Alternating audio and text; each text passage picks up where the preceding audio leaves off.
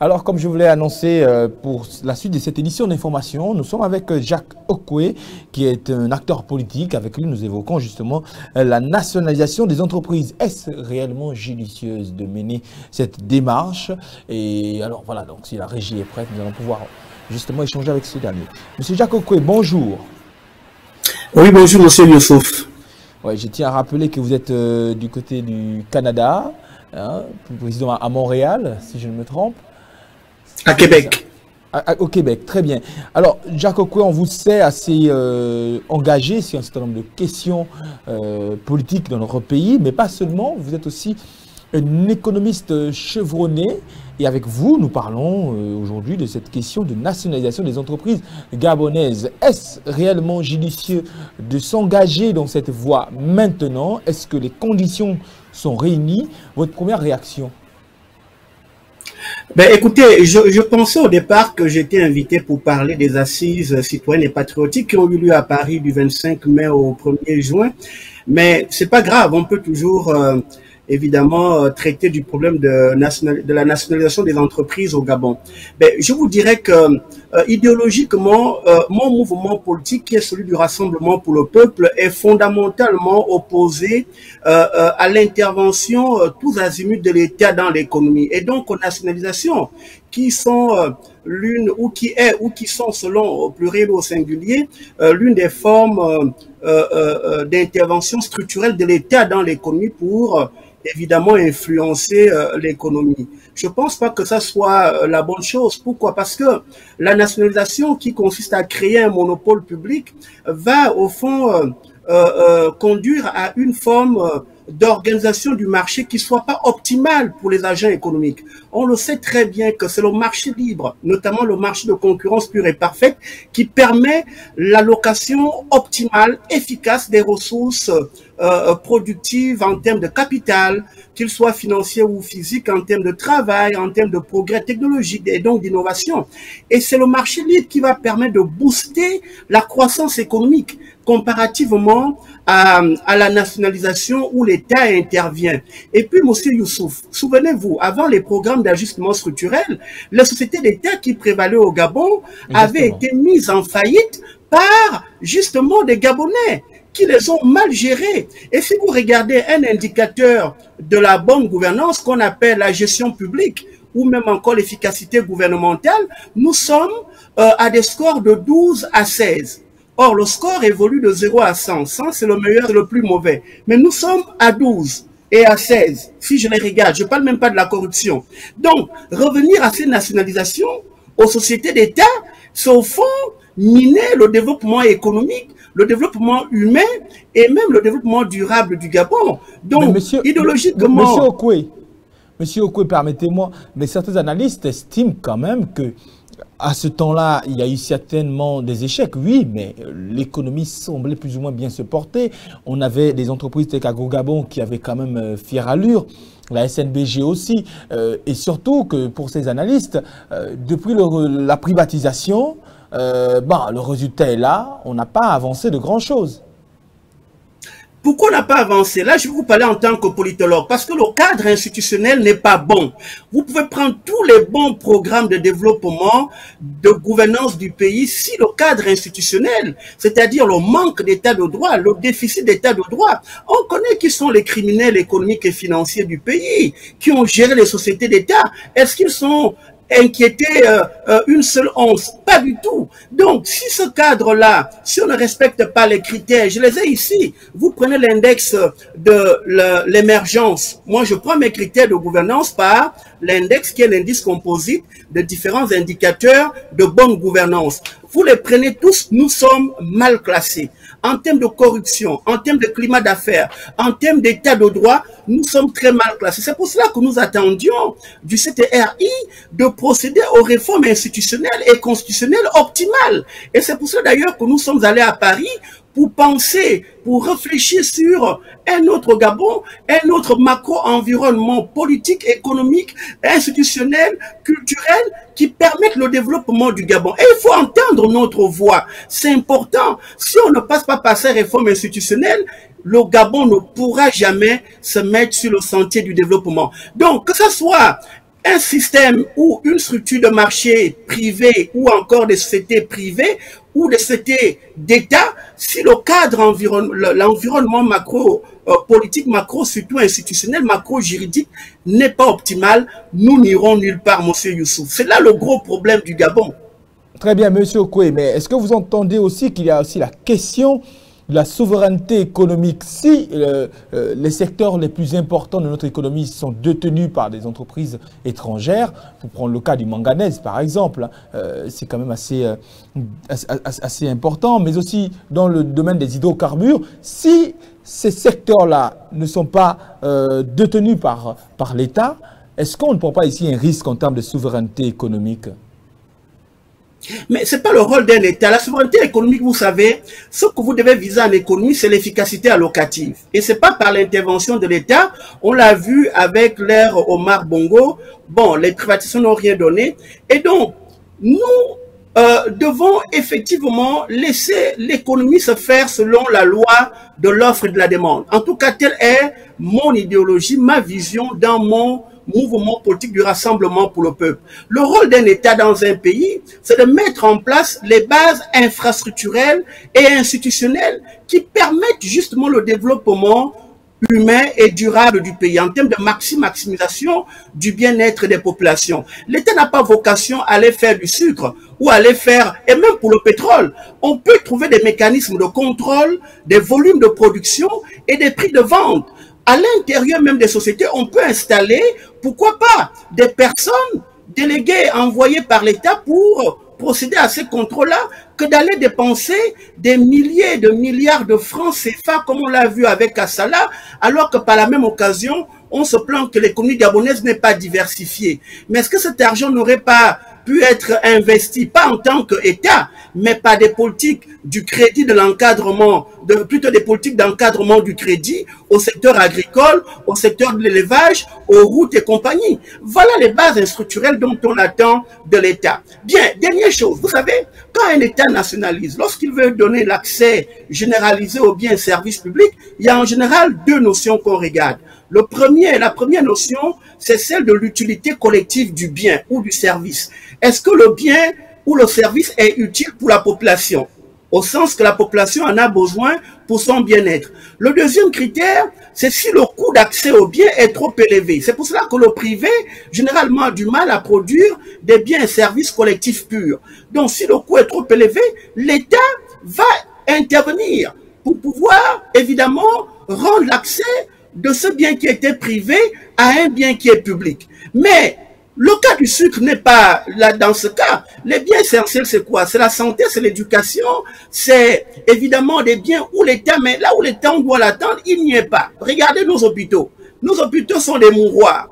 Regardez nos routes. Nos routes sont des routes comme s'il y avait des météorites qui avaient atterri là-dedans. Regardez nos écoles. Nos enfants apprennent à 60, à 100 dans des salles de classe, à même le sol. Voilà là où l'État devrait effectivement aller jouer et pas aller jouer dans le privé.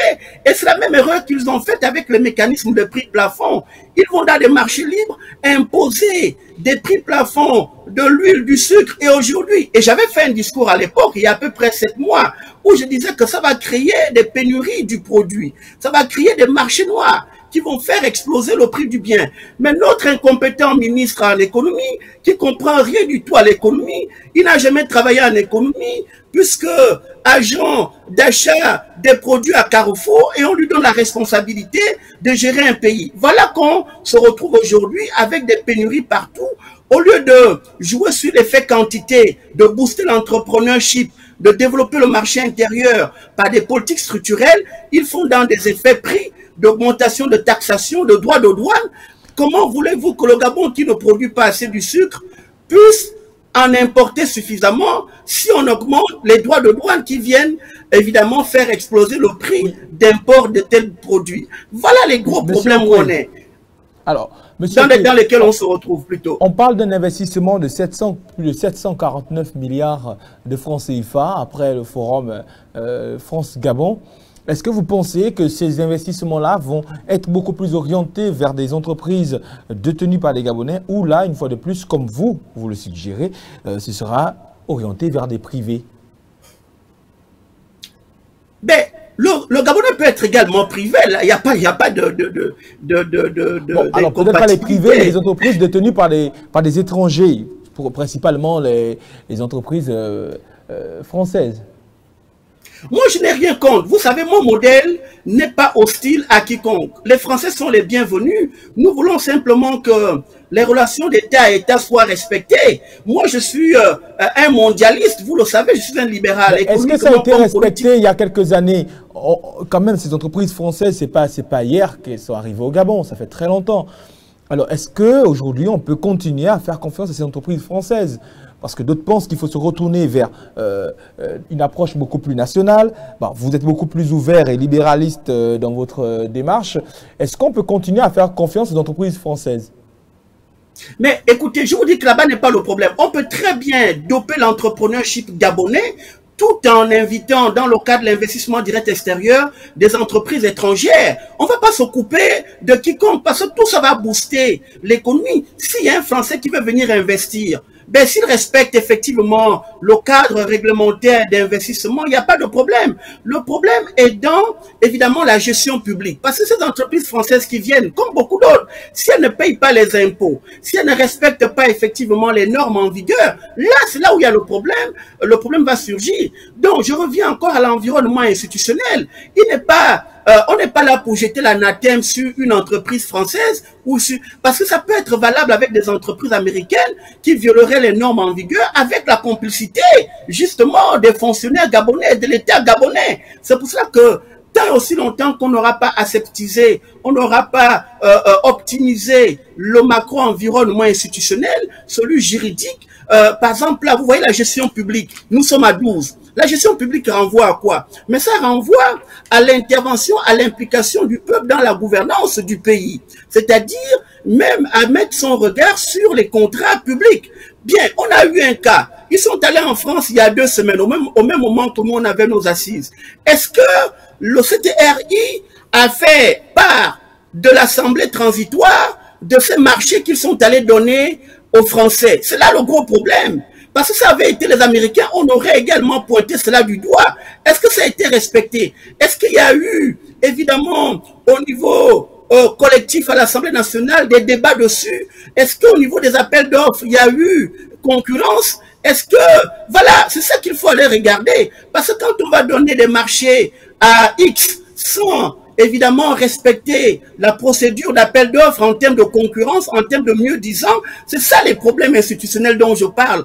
Et c'est pas le problème de la France ou des États-Unis ou du Canada, c'est un problème de respect des lois. Or, les lois ne sont pas respectées parce que vous avez des gens qui se croient tout puissants et qu'ils ont reçu le Gabon en héritage comme un gadget. Il faut que ça change. Il faut qu'on impose les normes, évidemment les standards internationaux de gouvernance d'un pays. C'est pas la faute aux étrangers, je vous le dis. C'est la faute d'abord des normes qui sont violées par les Gabonais sur place. Alors, vous parlez du cadre institutionnel. Est-ce que vous pensez aujourd'hui qu'en l'État, l'Assemblée, du moins c'est le Parlement de la transition, a tous les moyens, a tous les leviers pour justement garantir un cadre institutionnel capable justement de solidifier notre économie? Mais c'est le problème qui s'est posé à l'époque, quand j'avais fait un discours sur l'hyper-présidentialisation, qu'on appelle le présidentialisme.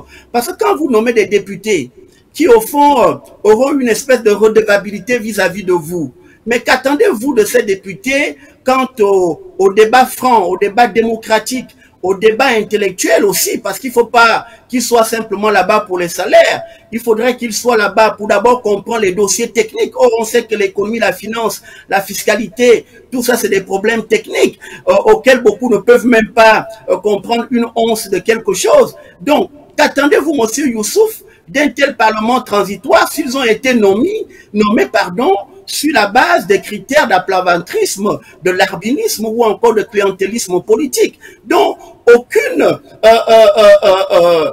attente sérieuse ne peut être prise de ce côté.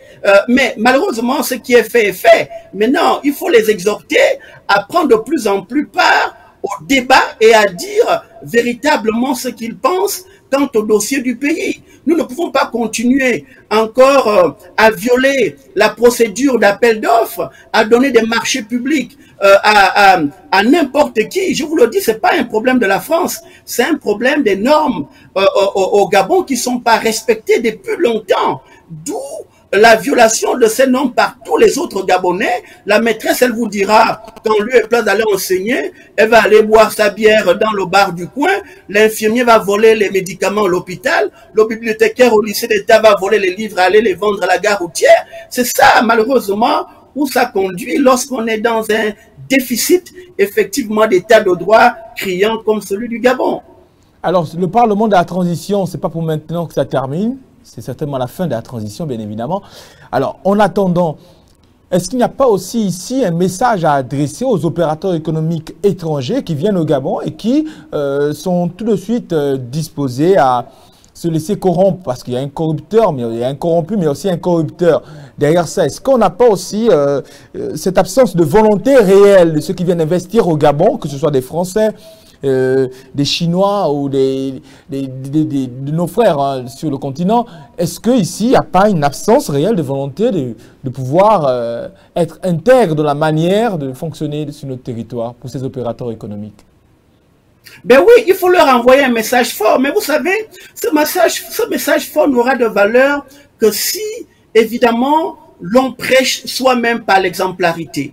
À Rome, il y a un adage qui dit, à Rome, on fait comme les Romains. Lorsque ces étrangers, qu'elles soient des personnes physiques ou morales, arrivent et qu'elles voient l'environnement, comment il est structuré, si ces étrangers vous trouvent en train de violer vous-même vos normes, vos lois, ben, la probabilité que eux autres, ils la violent ou ils les violent sera pas mal élevée. Donc, commençons nous-mêmes. Parce que l'environnement qu'on mettra en place ne concernera pas que les étrangers. Il faut qu'il concerne tous les résidents au Gabon.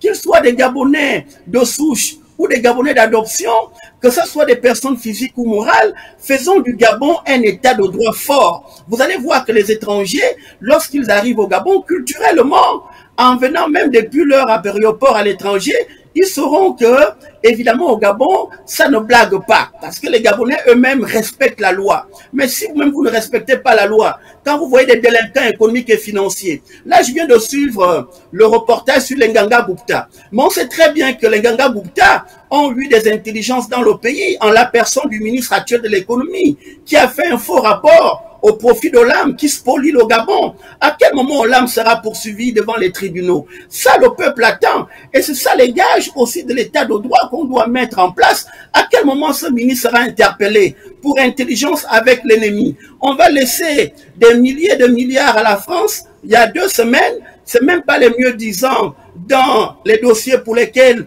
on leur a donné la possibilité de venir travailler au Gabon. Est-ce que les procédures d'appel d'offres ont été respectées? Et comme par hasard, il y a Carrefour qui est à l'intérieur. Or, on sait que le ministre de l'économie, l'incompétent ministre de l'économie, était agent d'achat de produits à Carrefour. Est-ce qu'il n'y a pas intelligence en arrière? Il faut que le ministère de la Justice joue son rôle.